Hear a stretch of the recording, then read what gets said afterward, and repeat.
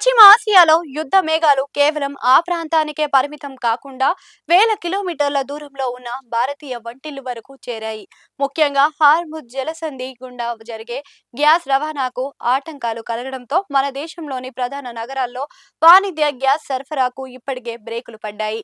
ఈ సంక్షోభం ఎప్పుడు ముగుస్తుందో తెలియని తరుణంలో భారతీయ జనాభా భవిష్యత్తు అవసరాల కోసం తమను తాము సన్నిద్ధం చేసుకుంటుంది. గ్యాస్ సిలిండర్ల బుకింగ్స్ పెండింగ్స్ లో ఉండడం, స్టాక్ రాకపోవడంతో ప్రజలు ప్రత్యామ్నాయ మార్గాల వైపు మొగ్గు చూపుతున్నారు.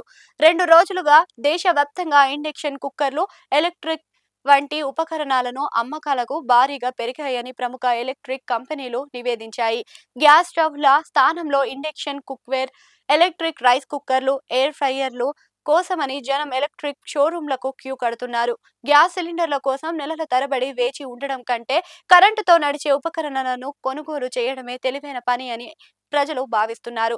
వాణిజ్య గ్యాస్ సిలిండర్ల సరఫరాలో ఇబ్బందులు ఉన్నమాట వాస్తవమే అయినప్పటికీ సామాన్యుల ఇంటి గ్యాస్ విషయంలో ఆందోళన చెందాల్సిన అవసరం లేదు అని భారతీయ ప్రభుత్వం స్పష్టం చేసింది. నివాస అవసరాలకు తగినంత గ్యాస్ నిల్వలు దేశంలో అందుబాటులో ఉన్నాయని ప్రభుత్వం ధృవీకరించింది. చాలా మంది పౌరులకు బుక్ చేసిన 2-3 రోజుల్లోనే సిలిండర్లను పంపిణీ చేసేలా ఏర్పాటు చేస్తామని, ఎవరు భయాందోళనకు గురి కావద్దు అని కోరింది. అయినప్పటికీ గతంలో ఎదురైన అనుభవాల దృష్ట్యా ప్రజలు కేవలం గ్యాస్ మీద మాత్రమే ఆధారపడుకోకుండా ఒక బ్యాకప్ ప్లాన్ ను సిద్ధం చేసుకుంటున్నారు. గ్యాస్ కోసం విదేశాల మీద ఆధారపడడం కంటే మన దేశంలోనే ఉత్పత్తి అయ్యే విద్యుత్ ను వాడుకోవడం వల్ల శక్తి భద్రత లభిస్తుందని ప్రజలు అర్థం చేసుకుంటున్నారు. గ్యాస్ ధరలతో పోలిస్తే ఇండక్షన్ కుక్కర్లు వాడకం వల్ల విద్యుత్ బిల్లు కొద్దిగా పెరిగినప్పటికీ సిలిండర్ కొరతతో పోలిస్తే అది తక్కువ భారంగా అనిపిస్తుంది.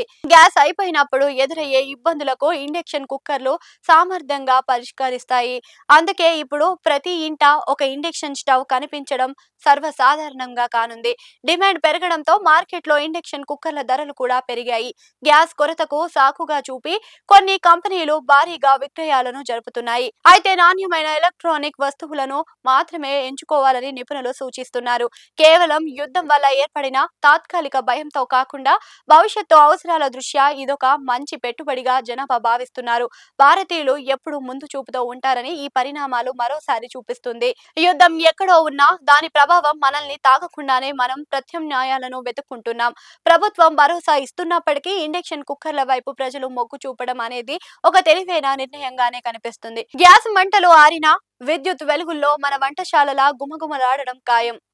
పశ్చిమాసియా సంక్షోభం త్వరగా ముగియాలని కోరుకుందాం. కానీ మన సన్నద్ధత మాత్రం ఎప్పుడు సిద్ధంగా ఉండాలి.